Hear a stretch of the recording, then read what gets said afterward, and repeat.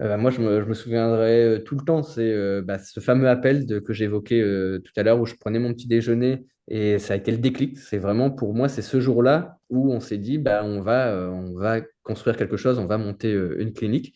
Et après, il y a, pour nous, c'est toute la construction et après le Covid qui stoppe tout, le confinement, c'est vraiment un choc en fait. On a passé des mois à réfléchir, à mettre en place. On avait déjà le docteur qui était embauché, qui était avec nous. Et au final, tout s'arrête du jour au lendemain parce que les vols sont arrêtés. Plus personne ne bouge, tout le monde et reste chez lui. Et nous, notre activité repose sur le fait que les Français viennent en Turquie en avion et tout est bloqué. Donc là, c'est vraiment la douche froide, entre guillemets, mais on a utilisé cette, entre guillemets, cette catastrophe, cette pandémie, Mhm. Cette cet parenthèse, oui. imprévu pour au contraire bien travailler, bien se préparer, encore être plus préparé pour accueillir notre premier patient. Et on a utilisé ça plutôt comme une force et on s'est dit, voilà, au moins, là, on n'a plus d'excuses pour pas faire les choses bien parce qu'on a du temps devant nous. Donc voilà, pour moi, ouais, ça reste quand même un truc assez marquant. Mars 2020, confinement, ouverture de Clineva. Bon, on n'a pas choisi la bonne date, mais au final, on s'est dit, avec le recul, on se dit qu'au final, c'était plutôt une bonne chose. Comme ça, on a vraiment pu bien se préparer, bien peaufiner les détails, bien discuter, et puis voilà, pour accueillir notre premier patient, parce qu'il y a quand même une pression. Moi, j'ai toujours travaillé à distance, donc j'avais des clients, c'était des services, proposer des services, former des gens, expliquer comment ça marche, on va dire, sur Internet, comment gagner de l'argent sur Internet, un petit peu, c'était un peu ça mon credo.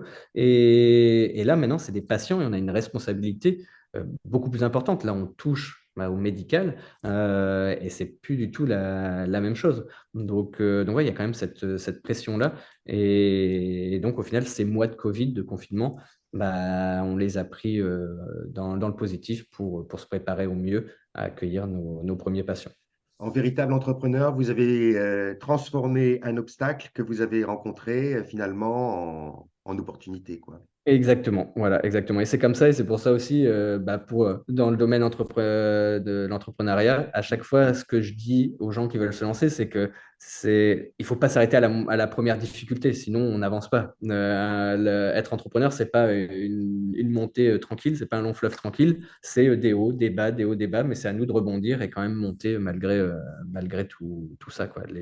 Les barrières, ouais, les obstacles qu'il peut y avoir devant nous, il faut s'y préparer et il faut avoir le mental solide parce que quand on se lance dans une entreprise comme ça, on avait déjà investi quand même de l'argent, on avait des employés, etc. Et au final, tout s'arrête.